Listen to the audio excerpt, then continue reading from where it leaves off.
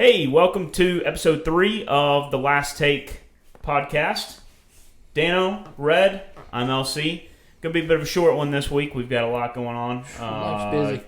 It's a busy time for us, but and a downtime in sports a little bit. Yeah, it's a downtime in sports, and we've got a lot going on, and we'll talk about that more in the NASCAR podcast. But it's busy right now. So, speaking of the little downtime in sports, obviously NBA's over, but there's still a lot of moves going on. Yep. Especially with Philly. So why don't you lead off with the process and how the process is going? So the process, it's still processing, but it's starting to actually look like a process. You know? We always trust. Is there a progress bar with the process, or?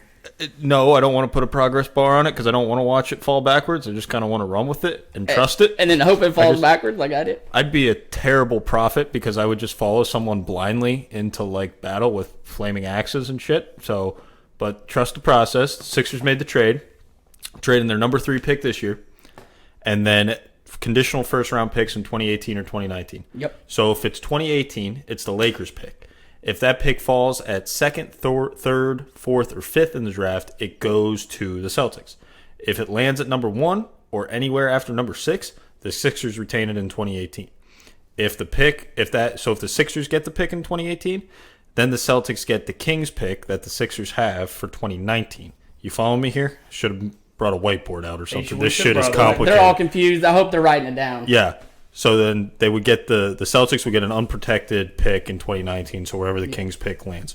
So we essentially gave up a 3rd pick this year, which we were going to use on maybe Dennis Smith Jr. because no, you would have probably went and got Tatum, I think, or Jackson. I think you would have taken Jackson out of it. So the reason I like this trade so much is because we needed help at the guard positions. But Markelle Fultz, I don't think is that. Well, here's the thing: the questions around Markelle Fultz are his distributing abilities. His ball handling. We know he's a good ball handler. My biggest factor is he's only won 9 games in college. 9 games. Right. That's my biggest factor. That's my biggest fear. His biggest win against was Colorado.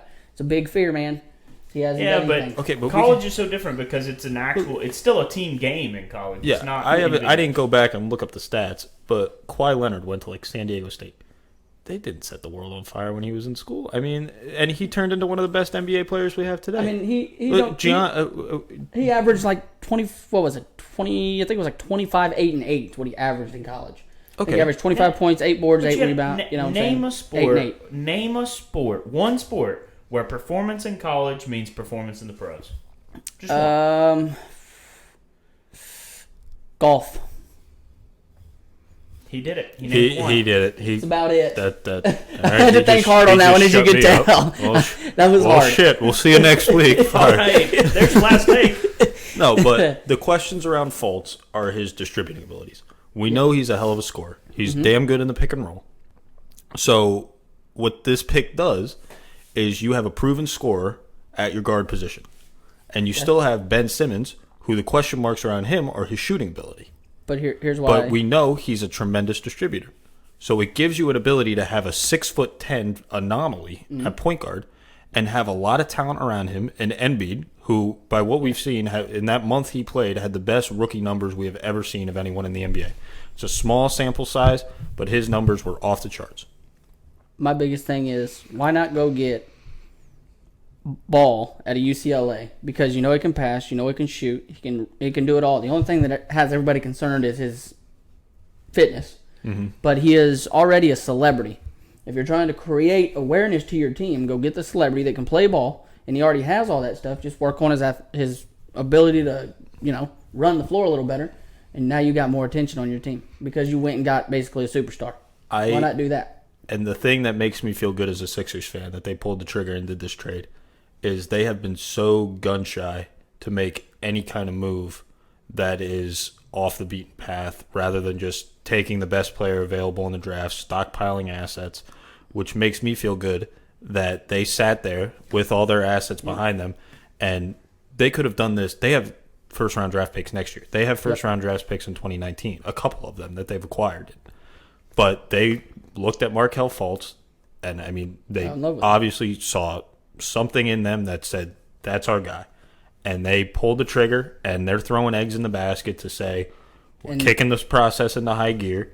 We've tanked, But now it's time to put something out there that can make us contenders. And if you're going to do something like that, you definitely in a couple have of years. to. We're not contending anytime soon. These guys need to develop. They're going to in the next few years. They'll be good. I mean, they'll do basically what Minnesota did. Mm-hmm. Minnesota was at the bottom, and now Minnesota's got these studs over there, and they're starting to climb, and they're starting to become a team. Yep. But that's like you were saying. If they don't put all their eggs in one basket, which they kind of sort of do this year in the draft, getting Fultz, but that has to be your guy. And when you get it, that's just like drafting. I mean, I know he's probably going to be a 4 guard. He'll probably be a 4 guard. That's what they'll probably put him in. But when you do that, you have to know that that's your guy. Mm-hmm. Just like when you draft a quarterback in the NFL, you have to know that's your guy. Yeah. Because you can't change once you start it. It's how it's got to go down that road. If you go back and you look at what Philly gave up so this 3rd round pick, the number 3 pick, was their switch picks with the Kings from this season. Yep. Right? And what they gave up to get the picks next in 2018 and 2019 total is Michael Carter-Williams, who won Rookie of the Year for us. Everyone thought he was going to be great, but we thought he was going to be a bum, so we shipped him off, and turns out he's a bum. Still not that great. And then the other 2 players that were involved in that trade were 2 European guys that I don't think have ever suited up for us.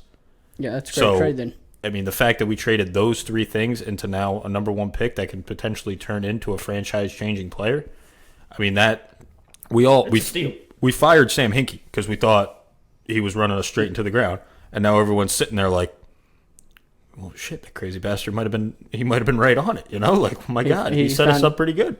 They've found some talent for sure. That's going to be a hell of a 30 for 30 someday. It will. Sam Hinkie, if they turn into a championship-winning team. 30 for 30 yeah. process. If I told you how long this guy set us up for greatness and we fired his ass before he could see anything? That's just like the whole thing I watched. 30 for 30s, you brought that up. That was just like one of my 30-30s I really like is the one with Donald Trump when he created the USFL or whatever it was, that football league he created. Are you thinking of Vince McMahon with the XFL? Donald Trump created one that was going to be bigger than the NFL. Okay. And the NFL didn't like it, and they bought him out, and a whole bunch of stuff went wrong with it, and that there could have basically shut the NFL down. These guys were getting paid about 3 times what NFL players were getting paid to be in this league. Yeah. It was crazy, and it got shut down because of the NFL. Yeah. But that was a good 30 for 30. So the draft is Thursday night? Yep. Pacers are shopping a little bit, I'd say. They're shopping a little bit if they could get some good picks. Well, here's the thing. Interesting move. Paul George, it got leaked that Paul George has said that he will not re-sign with the Pacers. Well, the funny thing with that is next season. He was they had an Indiana had a charity event at Victory Field where the Indians play baseball, and the news asked him, they said, hey, what's your plan? He says, I'm an Indiana Pacer. Mm-hmm. I'm going to play out my contract. I'm an Indiana Pacer. About 3 days later, it got leaked, as you were saying. He said somehow it came out, and it was he once traded. And then next thing you know, you hear he's talking to L.A., and then you hear the front office say, we're talking to Cleveland. Yeah. Now the rumor's going that they're going to put Jimmy Butler in an Indiana uniform, or they're going to put Jimmy Butler in a Cavs uniform, and it's Paul George is going to be with Jimmy Butler in Cleveland. There's so much stuff. I don't know what's going to happen. Let's talk about that for a minute. Just a little speculation here. Paul George, Butler, and LeBron. You think they got it? No. Paul George is if they keep awesome Kevin player. Love, if they find a way to keep Kevin Love, if they find a way to keep Love, then you think that's a strong enough team to go up against Paul the George. Warriors, who have said that they're going to do whatever it takes, that Curry and Durant are willing to take pay cuts to keep that team together? Paul George, I love Paul George because he's my favorite player. Yeah, but Paul George is not that player that is going to help Cleveland do it. Paul George is 0 of 22 on game-winning shots. Yeah. He has never hit a game-winning shot ever in his life. But here's your answer. He's 0 for 22. Here's your answer to that problem. If it's a game-winning shot, don't feed him the ball. Yeah, but I don't think he's a finisher in Kyrie. But finish it. I don't think he's your Kyrie. I don't think he's your guy. I mean, he didn't make all NBA this year, so he can't even go get to max out and then maxing out. Speaking, Durant said he's not going to take his full max this year. No. He said I'm going to take a cut so I can stay here. So he'll probably sign a 4 or 5 year deal for about I'd say he probably sign a 4-year deal, about $120 million, because he can get like 175, like 145. I think he'll sign for about 120. Here, the reason I said the window is closed on the Cavs, because even if they get Paul George this offseason, we saw it in Miami, we saw it in Boston when they build these super teams. It takes them a year to mesh. Here's what I think. It could take a year to mesh. It could take 2 years to mesh. 2 years from now, you might be past LeBron's window. LeBron's older. You could see that window closing. I mean, before we were talking about that if things fall right for Cleveland, he could go to 10. Yeah. He could. I mean, so is the window really? Are we saying the window's closed now because he didn't win? You need to beat this Warriors team if it stays intact. We saw LeBron average a triple-double in this finals. Yeah. And they just about got swept. Yeah. They should have got swept, but they played bad. So you're going to need a LeBron playing out of his mind. I don't think Paul George comes in and sets the world on fire the same way Durant did in Golden State. Sure, but the question comes down to, is Paul George good enough to keep them from being negative 12 when he's not on the court? Yeah. Because it's just that time. Negative 12 in 2 minutes. It's just the time he's not on the court. Negative 12 and 2:20. 2 minutes and 20 seconds. Negative. Are those guys, Butler and Paul George, are they good enough to just keep it status quo? Yeah. I don't know. Mm-hmm. When LeBron's not on the court. Because I think LeBron's got another 3 years minimum. Yeah. I think this is what's going to happen. Hot take. This is big. Oh, boy. Paul George is not going to Cleveland. Ready? Okay. Paul George is going to L.A. LeBron's contract's up in Cleveland. He's already done Cleveland its favor and won its championship. So they're not going to be mad because Cleveland's done won a championship. He's already gave it that honor, and he's already took it there and been there. He's already working his way to L.A. because he's already a rock star. He's already got the shoes. He's already got this. He's doing the movies. He's already got a $20 million house out there. LeBron goes out to L.A. Paul George, LeBron James, and my boy Brandon Ingram team up out there in L.A., and they're all on the Lakers. What I could see in 2018, the year of 18, because LeBron and Paul George are both free agents that year. Because with that leak of the information that Paul is most interested in the Lakers are sitting pretty. They don't have to make a trade. They don't have to give up anything because they know Paul wants to come to them. He knows that's where he wants to go. So why would they not? You can do Paul George on a 1-year rental potentially to Cleveland, and then doesn't work out in Cleveland, you go build the damn banana boat team out in with the Lakers or the Clippers or whatever. I think where LeBron's you bring Melo in from New York, you bring LeBron, you bring Paul, CP3 possibly. I mean, there's a lot of Dwayne Wade. I mean, and you could just have it's basically the AARP. D-Wade just came out today and said he's past leaning his towards prime, but he can still get it done. He's still being a 6-man off the bench on a good team. Oh, that's a fair point. You put him in a 6-man coming off the bench, you got one of the probably top 5-6 men in the league still. Did you hear what he said Being today? the guy on a team, hell no, he's past that. He said he was picking up his option over. He's going to get a $26 million payday. He's leaning towards picking up his player option there in Chicago. So he's probably going to get paid at $26 million a year. Yeah. So I'm all right. I mean, I'm all right with he's playing in his hometown. I don't see him leaving. I think he'll retire in Chicago because that's his home. I think he's done from there. When he walks out, LeBron will not retire in Cleveland at any means. He's going to L.A. That's where Paul George is going to retire is L.A. because he's in L.A. He's not from L.A. Well, he's from that area. He went to Fresno for college. And I think those two retire out of there, and I think D-Wade retires out of Chicago. Could be. It's interesting. And I don't think Jimmy Butler goes anywhere. I don't think anybody wants to take Jimmy Butler because he didn't do too much this year. I also wouldn't underestimate that Paul George did a big favor to the Pacers by giving them this heads up. Now, yeah, because they could just lose him. They could have just lost him at the end. If he kept his mouth shut about knowing that he wanted to leave, the Pacers could have just sat on him all season and just cross their fingers that, hey, he'll re-sign with us, you know? They could have hoped. But by doing this, especially, I mean, it could happen before the draft on Thursday. I mean, if the Pacers decide to hit the red button, self-destruct what they got because they know their boy's leaving, you could try to trade Paul George away, get some picks in the draft, start stashing it up, build those assets up. But you already got a player you can turn into your next star there in Indianapolis if you wanted to, Miles Turner. You think you could build a team around Miles Turner? They tried to do it around Danny Granger, so might as well go with Miles Turner too. He's better than Danny Granger, and different he's a better kind of player though. He's a better athlete than Danny Granger, so I think Miles Turner would be a good build. Miles Turner is a center, right? Yeah, I think I think the days of building your team around a center in the NBA are gone. Yeah, I think you got to try it though. These days. Yeah, I think they're going to try to go for Miles Turner and make him their powerhouse. Because I mean, Thaddeus Young ain't it. Nope. Ex-Sixer. You got part of the process. You got every former Sixer is part Jeff of the process. Teague, an alumni. Who's should get a sticker. Been in the league forever. Jeff Teague. He went to Pike High School in Indiana, but they're not going to build it around Teague. C.J. Miles, ain't building around him. Yeah. Let's see here who else. That's about all you really got to build it around. Is maybe Turner, they go after the Celtics. I know that the team that we just saw with the move with the Sixers.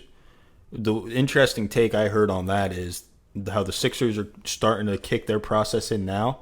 The way the Celtics are kind of building their process is that they're waiting for that 3-year window when LeBron is gone from Cleveland or past his prime. To go ball. That's when they want to be at full strength. That's why they're pushing back this number 1 pick in the draft to potential assets down the road. I wouldn't mind Indiana getting Kevin Love in a trade.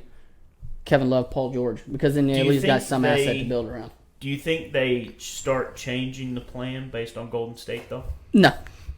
You can't, because that team's built so good that it doesn't matter if you build a big inside, build perimeter shooters. I'm not saying the plan as a whole. I'm saying the timeline of the plan.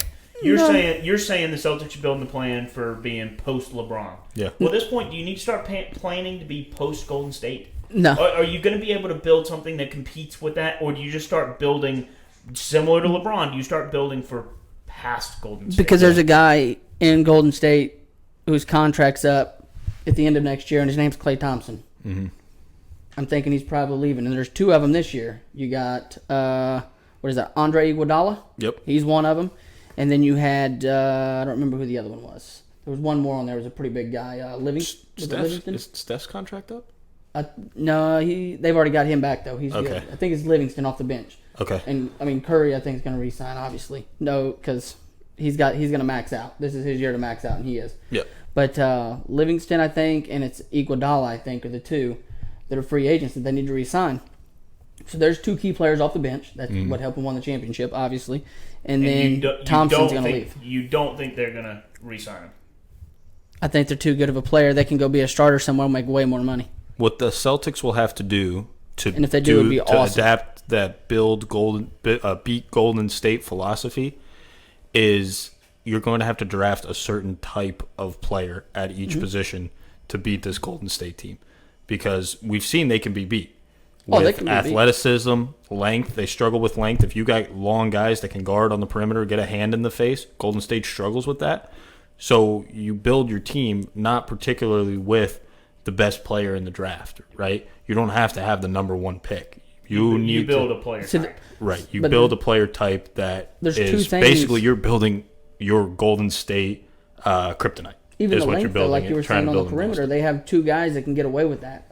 Durant, because he's tall. And the other one's Curry. I know it sounds weird to say it because he's short. It's quick release. But Curry gets away with that quick release, and he releases it at such a high angle. He actually opens the velocity of the rim and gives himself the surface area. That's right. He was trying big words. I'm impressed. He opens up the rim. Velocity is how fast it goes. Velociraptor. He opens up the actual diameter, the whole thing, by 17%. So he takes the rim, and then you take 17% and add that more on it, and that's basically when he throws the ball at the angle he throws it at is how big he makes that, because you know he's not actually enlarging the rim, right? Yeah, it's just the angle. Just the amount of surface area he can get the ball into. It's science. Of the rim. All right. So the way you explained that, I was thinking like Curry in his mind, he cuts the rim and then moves the rim with his mind. Could that be the ball goes in it and he stitches it back together. We need to make a new series of videos, Sports Science with Jimmy Red. Jimmy Red Sports Science. I can break it down. I would like his that. mental velocity cuts the rim and increases the rim size by 17%. I like it. You got no signal over there? Huh? Oh, it just went asleep. Okay. But, I think that's pretty cool because he just knows how to release it at that angle and he can do it, and it just makes it 17% bigger. Yeah. By just the travel of the way it's done. 6 foot tall kid from Davidson. Changing the way basketball is played Speaking forever. Of Davidson, that brought into my mind, I know this isn't anything to do with basketball, but Will Greer, the kid who went to Davidson Day High School, got caught there in Florida for the PEDs, transferred to West Virginia. He is eligible after serving his 1-year suspension and his year of transfer to play football for West Virginia this year. He's a player. So I'm really excited to see what that kid can do. He was Mr. Gatorade football, got a full ride to Florida, got caught and all that stuff. So I want to see what he can do there. West Virginia is one of those teams that they're not consistent powerhouse, but every once in a while they sneak up there into the top 10, and everyone's talking about them as being like a dangerous team. If they beat Baylor in their prime, they're for sure a dangerous team. They're going to be tough on the ground this year. Baylor is with the kid out of Tennessee, Jalen Hurd there. They're going to be really tough. They're going to be tough to beat on the ground because that kid can run. I think this is going to be interesting. I think Coach Rule is almost building this team to take advantage of the fact that the Big 12 is going to the air raid defense. Yeah. So we're just going to shove it down their throat. Yeah, I really do. I feel I think we've got a good passer, but I think Coach Rule is building the Baylor team to be run first. Yeah, and I think it's going to it is going to change the way a lot of Big 12 defenses operate because we have been air raid for so long. Yeah. There's not really a ground pound school in the Big 12, and we're about to be that school. I think there's going to be a lot of changes in the Big 12 because who ran the Big 12 over the last few years? There was one school who pretty much ran it. Oklahoma. Mm-hmm. Oklahoma. You think so? Yeah. You think Oklahoma ran the Big 12 for the last 3 years? I'd say they did, yeah. They're the only... Even though Baylor was back-to-back champions. I'd say Oklahoma. And Baylor beat Oklahoma. I'd say Oklahoma still. Every year. I'd still say Oklahoma. But they just Oklahoma or Oklahoma State? Oklahoma. Two different teams here. Oklahoma. The Sooners. The team that's white and red. There you go. There you go. Right. You just like them because it's the same color as Indiana. I cracked the code. I cracked the code. He likes teams that are white. I like Bob Stoops, who just retired recently, which broke my heart. Yeah. Sorry. Smart move, though, promoting his assistant. He only had, it's going to keep the band together. He had 8 bowl wins. Mm-hmm. Pretty impressed by that. Okay. Broke my heart. I'm really interested to see what happens with their quarterback, Baker Mayfield, because that team, had a lot of studs come out of there. Mm-hmm. Quarterback-wise, they had a lot that have been in the NFL and still there. And I'm really interested to see how that program changes because of it. I mean, I think went to a couple national championships because of it. For college football. So that's going to be exciting. But yeah, I still think Oklahoma was the powerhouse in the Big 12. I still think they will. I feel like we're back in a Nick Saban situation. Oh boy! Yeah. No, I'm not hating on anybody there. I'm a Texas Longhorns fan. I love Texas. I'd love to say they are. You cannot tell me Oklahoma ran the Big 12 when Baylor and TCU were dominant for 4 or 5 straight years. But TCU got beat by Kansas State. Shut up. They got beat by Kansas State. You're right. They did get beat by Kansas State. Do a litmus test. Who's the dominant team in the Big Ten? The Big Ten? Oh, that's Michigan. Michigan. Right now you say Michigan. See, I would have thought you said Ohio State because everyone thinks of Ohio State as the powerhouse, but then you look at Michigan State's been winning the championship. Penn State got it last year. I mean, there's Michigan like this State's Ohio State bias. Awesome coach there, D'Antoni. Awesome. Yep. Got an awesome coach there in Ohio State who I really dislike a lot, Urban Meyer. You dislike a lot of coaches. And then you got the best coach in college football at Michigan, Mr. Jim Harbaugh. It's stacked with coaches there, and players want to go there now because they know that I'm not a Nick Saban fan. So, that's been proven already, but everybody knows if you go to the SEC, you ain't gonna beat Alabama. So walk me through your game day experience when Michigan smacks the life out of Indiana by about 50 points this season. It hurts. It hurts. Yeah. It hurts a lot. Okay, it hurts a whole lot. You love Harbaugh. I love Harbaugh, and that's how I get away with it. So you're very happy and you're very sad. Yeah. Well, I'm more happy. It's a moral conundrum of Jimmy Red. Yeah, I'm upset because I lost, but I'm very happy because Jim Harbaugh is my favorite football player. So every time Michigan scores, you're like, yeah. I salute Jim Harbaugh. I love it because Jim Harbaugh. Well, I just love that guy. You know what his nickname was? What? Mr. Captain Comeback. That was his nickname in Indiana. He wore number 4. Captain Comeback. And I love that guy. He was my favorite football player and still is to this day. If I had to choose who my favorite football player was, it's Jim Harbaugh, hands down. And I'll tell everybody that. Like, you could say who's this, who's that. I'll tell you if you I think I know why. What's that? Because he's a certified crazy person, just like you. Awesome. Yes, he is crazy. He is a crazy. That bastard. guy wears $10. He's crazy khakis. good, like he's crazy determined. He's not. But he is. There's something to tick off with him. He wears $10 khakis for Walmart. Yep. On the football side, I can't argue with that. Don't hate. I'm not hating. I'm just saying he wears those. Then he wears cleats and Dickies right now, so I'm not going to complain. Yep. And he picks up a piece of grass and eats it before the game. No, you got to get a taste for the field. Why do coaches do that? That was Les Miles' thing too. Got to get a taste. Speaking of Les Miles, is he going to get a job? I don't know. I think who would take him? Shiny's falling off. I don't know. Do you think he would swallow his pride and go to a smaller school? I think he would, yeah. Just You to think get so? back in? I think he I don't could. know. He seems like an arrogant son of a gun Yeah, sometimes. I think there's some opportunities it's not for him to USC go or to. it's not a big name school. I don't think he. I feel like he sits You on don't his think he couch and waits for that next big offer, and he just ends up staring at the phone for the next 5 or 6 years. I think he's going to land him a deal somewhere. I don't know why. I don't just think did. this soon. No. Not this soon. I think He's they'll going to find hold out a year, like Dano said. I think he holds out a year or two, Mhm. and he's going to realize after staring at the phone for 2 years, he's going to go, We're screwed. I got to get back in the game somehow. Yeah. I think the Texas is screwed. I just want to go on camera saying that. I'm a Longhorns fan. I'm going to come out and say it. I think we're screwed. Why? we ain't had a I team. mean, We not ain't had a excited. team in 2 He's years. right. We ain't had a Really? team in more than 2 years. We haven't had a team that's been able to. You haven't had a team 5 years. since 2010. Yeah, like New coach, though? No Colt optimism McCoy. with that? Colt McCoy was the last time. Jordan Shipley, Colt McCoy. That was the last time we had a team. Went to the national championship against Alabama and got he graduated when? rushed. Who, 10? McCoy? 10. Yeah. And then we got When Garrett McCoy and Gilbert. Shipley graduated, We were done. y'all were done. Because Yeah. little McCoy came in, It sucked. Yeah, he was terrible. ran off Gilbert. Gilbert sucked. But speaking No, of Gilbert, was better than little McCoy. but Gilbert sucked. All He right, couldn't all do right, anything. We got to wrap up. Texas forever. But just to go to Gilbert real quick, he left Texas and went to Louisiana Tech and won a national championship with them. No, he didn't. Yeah, he went to somewhere and won one. SMU. No, was it SMU? I thought it was LT. Oh no, they played LT in the championship. Yeah, he that's went right. to SMU. They played LT. You don't even know where your favorite guy went. No, All right, I don't like You're him. a fraud. Last I don't takes. like him. Jimmy Red is Last a takes. fraud. I didn't 30 like seconds. Gilbert. Last takes. Go. Okay. You go first. Red's a fraud. I'm a fraud. There's the big take of the day. You're a fraud. I'm a fraud. I'm gonna cry. I don't have any takes now. all right. I'm All heartbroken. right. Well, there you go. The last take. Jimmy Did Red's I a just fraud. shut him up? You did. All I know Holy is I cracked the code. Nope, it didn't work. It's gone. It sports, man. was a good They 5 rock. seconds. All right. Thank you for watching. Make sure you check out this week's NASCAR podcast and post show. It'll be on YouTube somewhere. Don't forget to Hopefully you watched it live yesterday. Yeah. don't forget This comes out on Wednesday. Trippy, man.